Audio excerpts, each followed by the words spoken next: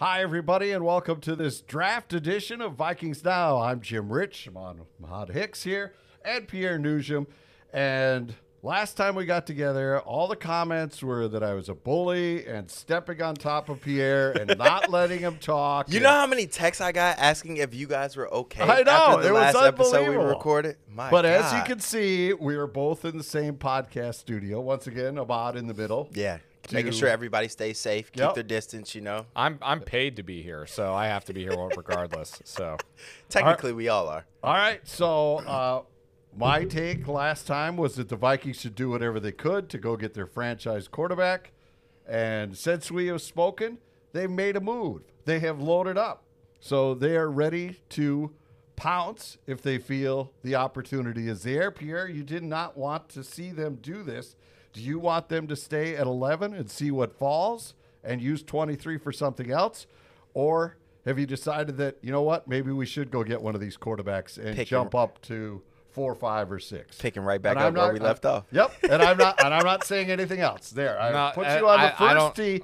Now on the first tee, Pierre Noujaim. Thank you for that introduction, by the way. It's so nice to be on the show. I'm not backing down from my stance. At this point now, though, now that you've traded up to get to 23 and you've loaded yourself up with 2 first-round picks, if you don't come away with a first-round quarterback within probably the top 5, I think you're going to look foolish at this point if you don't load up and go up and get the quarterback. That doesn't make it the right move, in my opinion, still, because I'm not a believer in the quarterback talent that is in this class. I don't believe the overhyping of a couple of these guys that are projected to go within the top 10.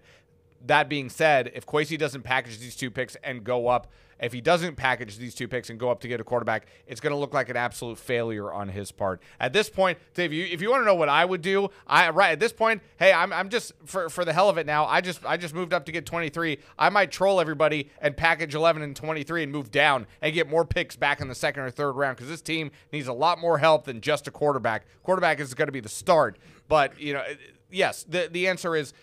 At 11 and 23, you are now left pretty much with no choice but to package it and trade up and go get a quarterback because if you don't, you're going to look like you have egg all over your face.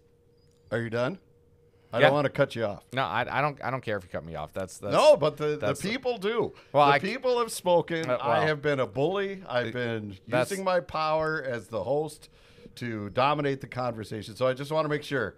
Anything else just pop into your head because I'm giving you the floor. No, that I would say my point for now is finished. Thank you, Jim. It's nice to see that you've fallen off the ledge of your abuser of power title. So, all right, now let's turn the floor over to Ahmad Hicks. And again, I yield my time and the microphone and the internet to you. he yielded the internet to you. Oh, my gosh. What a guy. I think I still agree with Pierre. I do think the Vikings are in a situation where they don't have to be thirsty, as the kids describe some situations nowadays. They don't have to be thirsty and be like, you know what, we got to get rid of this 11 and 23 and move up right now to get inside that top 23 because as Kwesi and Kevin O'Connell said the other day, you just never know what teams are going to do in front of you. So everyone thinks right now Caleb Williams gone, Jaden Daniels gone. Excuse me. I don't know why I'm in basketball mode here. It's not Jaden McDaniels. It's Jaden Daniels. I said that the last podcast. Those two, you like to think they're gone off the board. And then you would like to think, all right, well, there's a couple of other guys. Like you said, like Pierre said, if you're not trading up to get your guy, you will have egg all over your face. But I think Kwesi has to be smart when it comes to trading up. Are you giving up too many assets in this year's draft and next year's draft to go get your guy? Like, do you have to give up 11 and 23 this year and a first round next year? I think that's doing too much. I think then if you have to do all that, if you have to give up 11 and 23, maybe a second round pick and maybe some more draft capital next year, pump your brakes. Calm down a little bit. Let's just get the best available player. I know you guys hate hearing that in Minnesota. Best available player that's going to be a day one game changer offensively, defensively, because like Pierre just said, they still have so many holes to fill on this roster. So get you the best available and then see if a Michael Penix or a Bo Nix slips to 23 because Sam Darnold's going to start the season anyway. Whoever you draft at quarterback, unless it's Caleb Williams, it's not going to be a day one starter, especially not Drake May. So Sam Darnold's your guy. So get the best available players. Don't gamble too early if you don't have to. Now, there was an interesting point that it was actually the Texans that came to the Vikings wanting to make that trade. And they used that equity already to make another trade. So this wasn't Kwesi out looking for another first rounder. It was Houston saying, okay, you know what? You guys probably are in the market for another number one. We've got a deal for you. Yeah. So it wasn't him going out. And I think a lot of people are misreading the acquisition of that second first-round pick, that he's trying to get more ammo for his bazooka so he can blow up the draft board and get what he wants. So you don't think any of these, I guess, six? There's 6 quarterbacks that are being bantered about as a great class, those half dozen quarterbacks, and the top 2 are going to be spoken for. So 3, 4, 5, 6, are any of those something that you would say I'd go up and jump at? Well, I'm already to your point about the Texans. I would say that seems like a situation of the Texans taking advantage of a desperate team. That's what it looks like to me. And I'm already I have this bad habit to where I think way too far down the line about something that hasn't even already happened yet, and I'm already mad about it before it even happens. But I'm already upset, and I'm already frustrated for the Vikings fan base for if they trade up to 4 or 5 and they take J.J. McCarthy, and then the next day we have a press conference listening to Kwesi Adolfo-Mensah talking about how he was our guy all along. That's the guy we wanted. No, it wasn't. No, it wasn't. You couldn't get to 1. There's no pathway for you to get to 1. No. There couldn't have been. Don't sell me. Stop selling me on this notion that J.J. McCarthy is the guy that you wanted all along. Don't sell me on that. What my issue is, J.J. McCarthy could very well turn out to be a multi-Pro Bowl quarterback. He could. I'm not saying that it's not possible, because it certainly is possible. What I'm saying is, given the evidence that we have on tape from him, and it's unfair to him because he's on a team with 20 guys that are going to get drafted. Like, they didn't need him to do very much. So the production isn't there on tape the way you probably would like to see it from a guy that you're going to use a top 5 pick on, especially a quarterback. Like I said, the evidence just isn't there. Will it come to fruition in a scheme like Kevin O'Connell's when he gets to the pro level? Maybe. And maybe I'm wrong, and maybe we'll sit here and be like, man, that was the greatest trade of all time. It very could be. That is absolutely a possibility. So you think if they bump up to 4 or 5 and McCarthy's there, that's their target? That's certainly, yes. It looks like that would be the direction where it's going. Yes. It seems like that's the direction it's going. All right, Ahmad, why? Best available at that time. Best available quarterback remaining at that time. I don't think they're willing to bet on Bo Nix. That's a guy who spent what seems like 10, 12 years in college and still never won a national championship and still has all these red flags. And at this point in your career, you are who you are. Michael Penix, uber talented, extreme arm talent, but can he stay healthy? And I know when you're trading up or you're giving up multiple assets, you don't want to give up multiple assets for a guy who may be dinged up the first year that he goes on the field and he's a starter. Kind of like I like what the Lions did last year, taking Hendon Hooker? Not Hendon Hooker. Malik Hooker. No, not Malik. That's this year's quarterback. Joe Milton is this year. Hendon Hooker was last year. They took the quarterback from Tennessee. He tore his ACL towards the end of the season, and they got him, some insurance, and that may be their guy if Jared Goff doesn't come back. But I said it before. I think teams miss all the time on quarterbacks in the first round because they look at it and be like, well, we got to take one because these are the only 5 available, that we rank up here. But it's like, all right, if they're not coming in and making an instant impact on your team, why are you taking the gamble? I understand why you have to take that gamble here in Minnesota because you have to have a quarterback for Justin Jefferson in your future. And more reason why you want to nail this is because you want to be able to pay Justin Jefferson all the money he wants. And you can do that if you have a rookie quarterback on a good rookie deal. So I don't think J.J. McCarthy's that guy for what Pierre said. He was around the best ever football team, as some people say, at Michigan. He was never asked to do a lot. He does not have extreme arm talent, I think.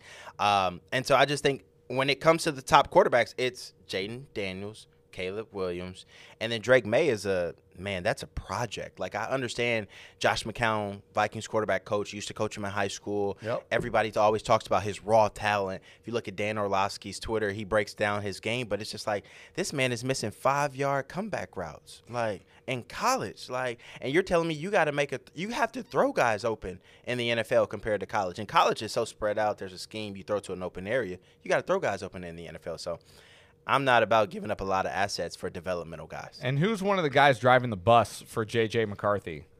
It's his old coach, Jim Harbaugh, who his team just how happens to sit there at 5, and he's practically telling, hey, no, you got to go up and get this guy, just so Arizona doesn't draft Marvin Harrison right in front of probably where Jim Harbaugh would like to have Marvin Harrison at 5. Yep. So there's a method to the madness. The entire draft process is the biggest poker game without the cards that you'll ever see in your entire life. Everybody, the smoke, there's so much smoke surrounding every single team. The smoke screens are just left and right, and so that's why it's hard. You cannot trust people's motives when they're talking about a certain prospect. You have to consider a source. Of course, Jim Harbaugh is going to vouch for his guy. That was his guy. But he won a national championship with him. He did what I needed him to do. Right. And to Ahmad's point, when we're talking about putting stuff on tape, kind of like what I saw from Michael Penix. Not going to lie. Would I take him at 11 overall? It's a little rich for me. But if he slides to 23, I think you take Michael Penix there. That system he played in, Kalen DeBoer, that's my former coach. But can you risk waiting that long on the board? Say you see I think you could have waited until 11 anyway. Yeah. 5 guys. No, he's talking about taking him with the second number one. Yeah. So 23. if you let 11 goes by and there's one Well, think quarterback, about two quarterbacks sitting there, and you're at 11 and you take whatever, defensive end, inside guy, an interior guy, offensive lineman, and you leave 2 quarterbacks and you have a dozen picks before you're back on the clock again. Well, think about those teams that are sandwiched in between those 2 picks. How many of those teams need quarterbacks? Not a ton. So outside of the top 3 teams that are probably getting quarterbacks, the other 3 there. Raiders and Seattle. Raiders, Seattle, maybe Seattle. Raiders, Broncos, 2 teams in between 11 and 23 that I'm looking at that could possibly get quarterbacks, and potentially Seattle. Right. So that wipes them out. Possibly. I mean, look.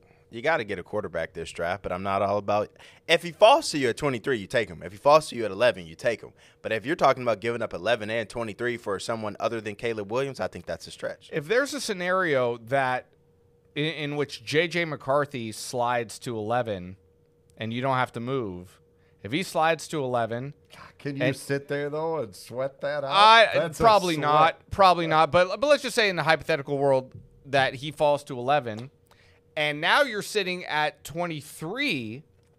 You got your quarterback already. Now you have an option of, hey, maybe we do take the best guard in the draft, or maybe we do take an edge rusher to try to replace Danielle Hunter. Or you're sitting there at 23. Maybe somebody else likes a Michael Penix, like the Rams maybe, and want to come up from the second round up to come get him, and you trade back and you recoup an asset or 2. That would look pretty good. I just know I read a report, which I'm pretty sure is super accurate, that a lot of the agents for these quarterbacks. Are you being truthful, or is that No, I'm being truthful here. No, I'm not being facetious. That it said that a lot of the agents who are representing the quarterbacks in this year's draft would like for them to fall to Minnesota, or would like for somehow them to get drafted by the Vikings because of the staff they have around them and Kevin O'Connell and the plethora of options that they have at the skill position, and TJ Hawkinson whenever he comes back, Jordan Addison, Justin Jefferson, like Ty Chandler. Like, there's a lot of talent to surround that quarterback. You know, all he has to do is just step in and play point guard, like as Kirk Cousins and Kevin O'Connell say all the time. So regardless of who they get at quarterback, I think, like Kevin O'Connell and Kwesi have been saying all along, you can get a better quarterback and put him in a worse situation and he won't have success. You could take a less skilled quarterback, put him in a great situation like Minnesota, and they could potentially have more success. So I like to say, outside of Bo Nix, the talent is there from those 5 quarterbacks. Do I think they all have Caleb Williams type talent? Absolutely not. But I think if you give KOC one of those 5 guys other than Bo Nix, I think he can make some magic happen with a year to groom them under Sam Darnold and no rush development. Right. Well, because you've seen that, and that's why a lot of these quarterbacks that you said have been first-round busts is because they've gone to rotten franchises that basically they're the only With one. no offensive line. Trying to skill salvage player, it, yep. and they just can't handle it. And then you ruin a career. Right. Yep. And they give them 10 games, and the cast has been dyed. Like, look at Bryce You're Young. nothing. Look at Bryce Young. Everyone's ready to write him off in Carolina right now, but he had one of the worst offensive lines. His pass catchers couldn't create any type of separation, and they had no run game. And so it's like, whoa, wow, wait. So you expected the number 1 overall pick to be super successful with that type of talent? So that's why I say whoever the Vikings do end up getting, I think will be uber talented because Sam Darnold's going to be that guy. And like I've said on this podcast, like I've said in times past, he has more arm talent than Jaren Hall and Nick Mullins, which means with KOC's play calling and development, he can get him to play better than what we got at the end of last season in those final 9 weeks. All right, let's really get this blowing up here. Pro Football Talk put out a story saying the Vikings need to sign Justin Jefferson or move him. Oh, Lord. So you're at the draft. You don't have a deal done with Justin. He's already staying away from the off-season workouts, although he did that last year as well. So this isn't really, I don't think, a statement on his part saying, I'm done till you get me the money. But tell me what the difference is between Kirk Cousins at $30 million and how that was such an anchor around the Vikings' neck, keeping them from getting players. Yet, so we moved away from that because we didn't want to tie up that amount of money with one player. But then the Vikings are going to turn around and give more money, 35, 40 mil a year, to Justin Jefferson, and how that is not a problem and puts you right back behind the 8 ball that everybody says the Vikings were with Cousins' contract. Pierre? Yeah, I think that's a very fair question. Wow. I think it's a very fair question. Being very nice today. This to me, I'm back and forth on this all the time because there's no doubt in my mind that he is the best receiver in the National Football League. And if you're the best receiver in the National Football League in 2024, that means you're going to carry a very expensive price tag, and rightfully so, and deservedly so for you.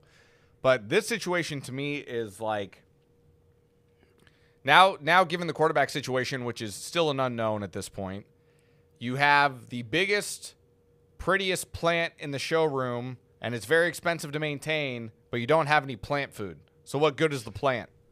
You know? Right. So that is where I am stuck in the middle on this thing, because of course I don't want to let Justin Jefferson walk out the door. Of course the Will family doesn't want to let Justin Jefferson walk out the door. You think they want to see kids stop doing the gritty around here? You think they want to see merchandise of number 18 stop getting sold around here? Of course they don't. They want to keep an all-time talent, a future Hall of Fame type talent here for the rest of his career, and I can certainly understand why. However, given the money situation revolving NFL clubs in the NFL, you have to play chess with your pocketbook, you know, trying to piece together an NFL roster. And given the quarterback situation right now, does it make sense to have Justin Jefferson on this roster at $200 million given the quarterback situation right now? That's the question you're going to have to answer. Do you want to answer it, or do you just want to say you're on the fence? Because we could go to Ahmad. Ahmad, why don't we let him Yeah, I'm think? on the fence. Let me think. All right, we'll let him Let me think. Let that marinate, and we'll go to Ahmad. Yeah, you answer it now, pal. Yeah, look at your face. You can't even decide either. So I think I'll start going back to what Jim brought up originally, which was Kirk Cousins, him getting paid a ton of money, and Justin Jefferson. And you're talking about the crutch that puts on this team. I think the biggest difference right now at this state and those careers with Justin Jefferson potentially getting this money and Kirk Cousins not getting his bag here in Minnesota. One of those guys is 34, 35 years old. Keep going. 36. 36 years old. Justin Jefferson is 23, 24. A lot more upside.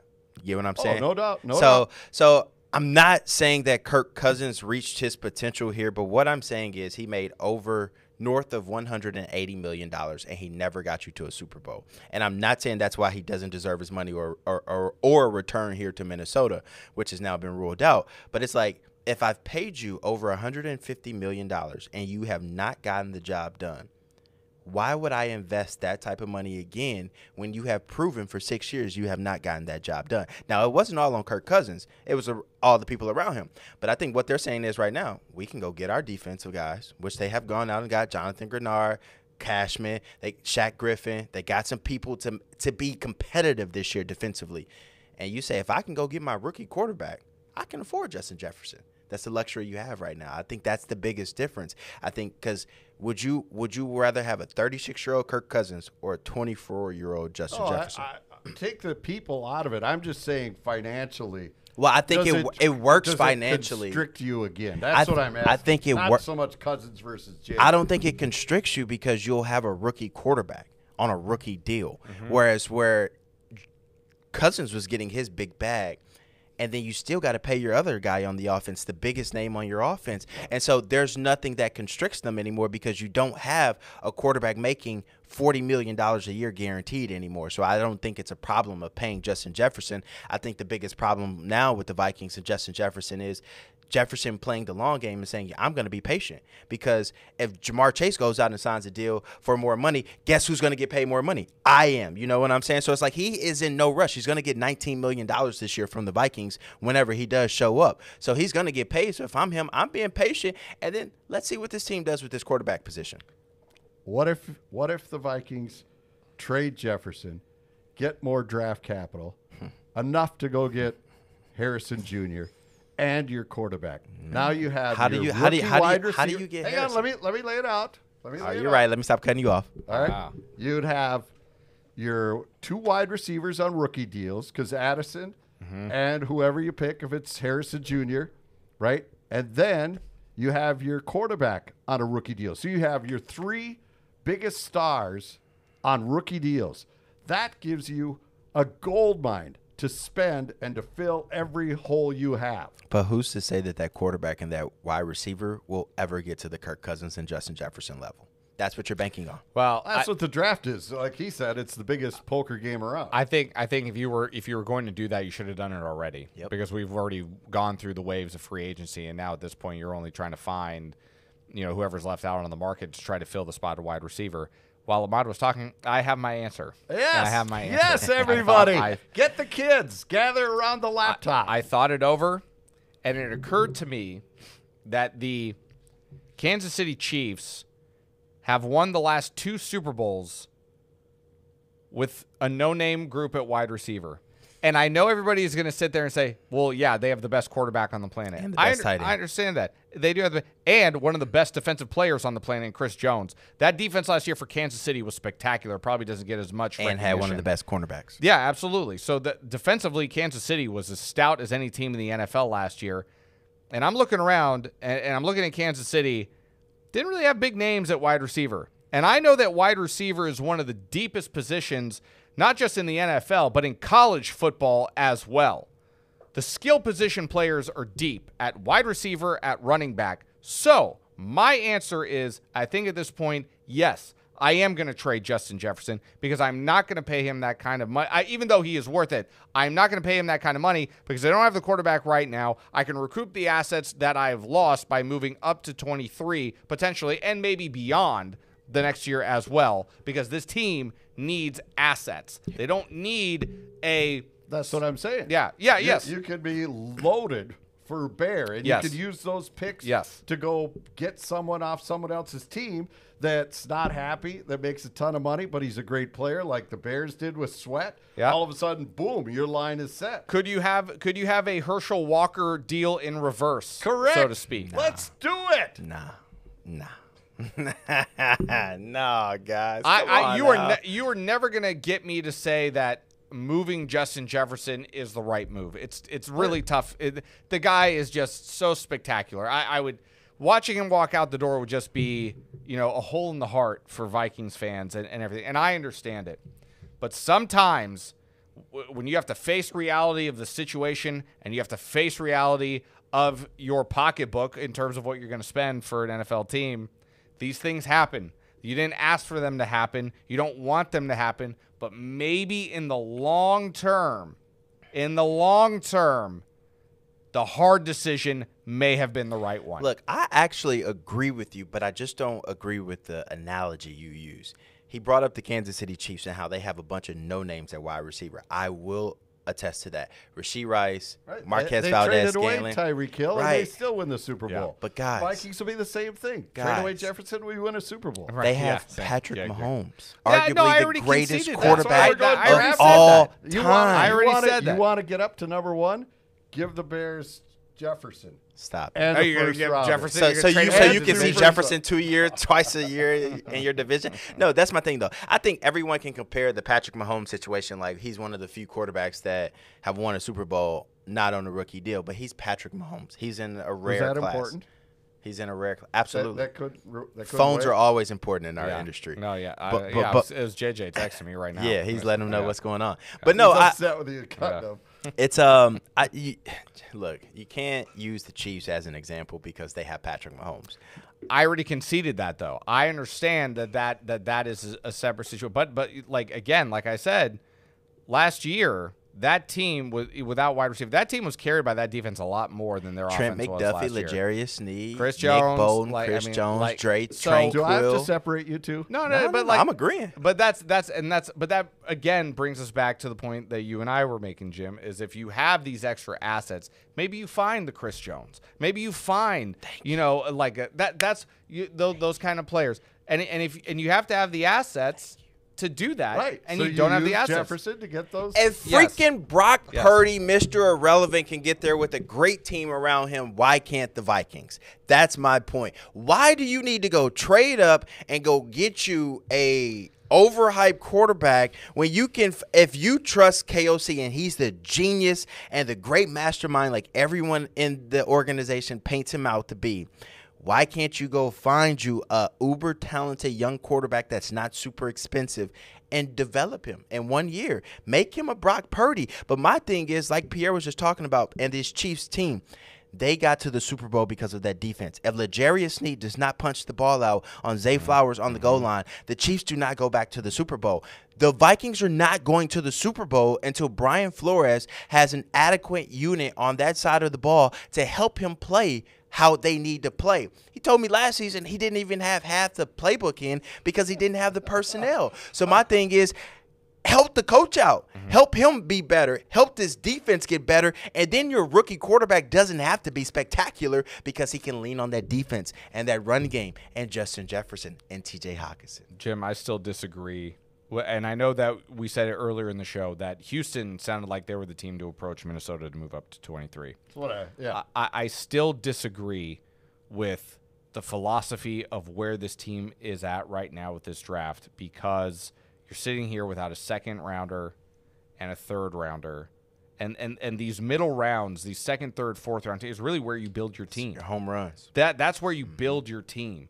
And I still think that you could have sat there at 11 and still had your second round pick and waited. Just be if somebody else wants to try to swing for the fences above you and maybe they make the mistake, go let them do it. I still think you could have sat there at 11 and waited to see if McCarthy or somebody else would have slid down to 11. And if he didn't, and that's the guy you wanted, and he didn't, and I understand it takes two teams to make a trade, but if your guy was gone by the time you're at 11, you have an opportunity to trade down now and try to This is all But Josh Quincy has done that in the past. In the last two trades, in the last two drafts, he has backed up and backed up and backed up. And I wouldn't mind seeing him back up from 11. You look at the crop of talent. Yeah.